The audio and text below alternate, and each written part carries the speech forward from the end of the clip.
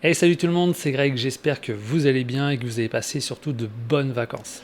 La rentrée est déjà là et je fais suite à cette série de vidéos consacrée aux Action Cam. Dans l'une de mes dernières vidéos, on s'était attaqué au module 360 de cette Twin Edition. Aujourd'hui, c'est au niveau de ce module 4K de cette caméra modulaire. J'ai pu tester tout ça en vacances et sur des prestations, je vous ai ramené plein d'images et comme d'hab, c'est juste après le générique.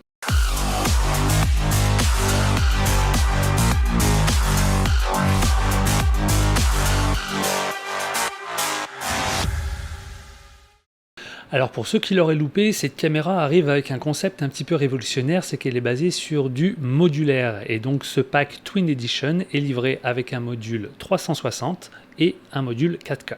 Au niveau du form factor, on est sur un format légèrement plus gros qu'une GoPro sur des modèles équivalents.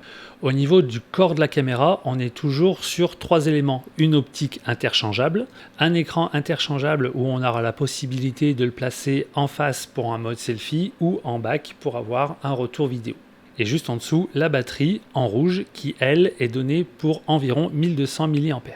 Alors 1200 mAh, ça a l'air de rien, mais finalement sur une journée, avec une bonne utilisation, j'ai jamais été à court de batterie. Au niveau des specs de la caméra, on est sur un capteur grand angle qui peut encaisser du 4K. Au niveau de la focale, il est équivalent à un 16.4 mm et son ouverture est de 2.8, donc très lumineux. Pour le montage et l'assemblage du bloc optique à l'écran, c'est très simple, il y a juste une petite pression à faire et ça se clipse. Encore une fois, tu détermineras si tu veux l'écran en façade mode selfie ou en back pour un retour vidéo.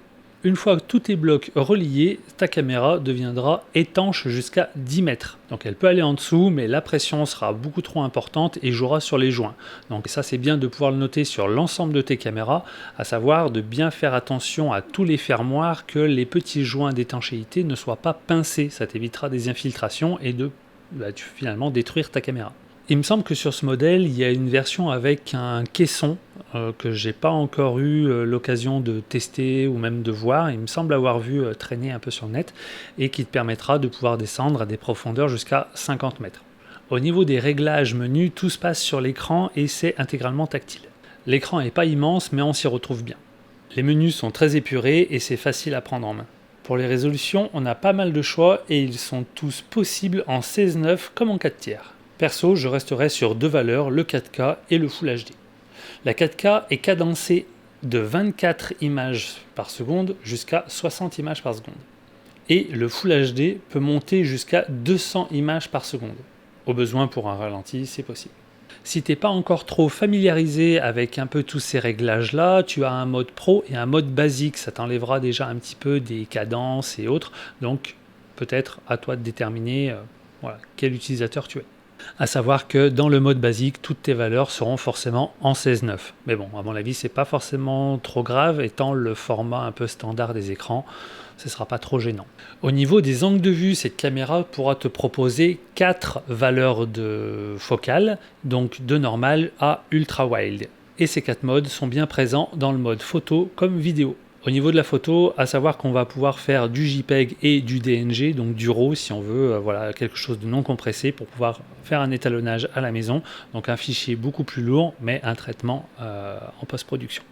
Pour ceux qui ne souhaitent pas forcément que la caméra fasse l'intégralité des réglages au niveau des couleurs, il y aura toujours la possibilité de passer en manuel et de gérer son ouverture, expo, etc. Sinon, pour le reste, la caméra est autonome en focus, ainsi que les réglages couleurs. Et pour en finir avec les menus, si tu glisses sur la droite, tu vas pouvoir revoir ce que tu as filmé ou photographié. Si tu glisses vers la gauche, tu auras un accès aux paramètres, donc couleur, choisir ton angle, etc. Si tu glisses vers le haut, tu tomberas sur le sélecteur de mode photo-vidéo. Au niveau des accessoires, donc du coup sur ce module-là, tu n'auras pas besoin d'une protection lentille, sachant que le verre n'est pas bombé, on est vraiment sur quelque chose d'assez flat. En cas de chute, tu n'auras pas de pète directement sur l'écran, ce sera plus les bords qui vont prendre. Donc pour l'instant, pas comme la 3.6 avec une petite capote dessus. On continue au niveau des accessoires et là du coup je te le conseille vraiment et j'ai rien trouvé de mieux actuellement sur le marché, c'est de partir sur la version avec toujours le petit trépied comme j'avais pu essayer sur le modèle avec le module 360. J'ai encore rien trouvé de plus stable et de facile, donc Voilà, que ce soit pour une mode perche selfie, que ce soit pour un suivi skating ou bike ou snowboard, n'importe quoi. J'ai encore trouvé rien de mieux que celle-là au niveau de la prise en main et surtout de la fonction trépied, qui est pour moi à l'heure actuelle le meilleur de sa catégorie. Je reviens un petit peu sur la cage de transport. Elle est toujours dotée d'un pas de vis 1/4 avec une pression plus un rabattement pour l'ouverture. Donc ça rajoute une sécurité, c'est pas mal.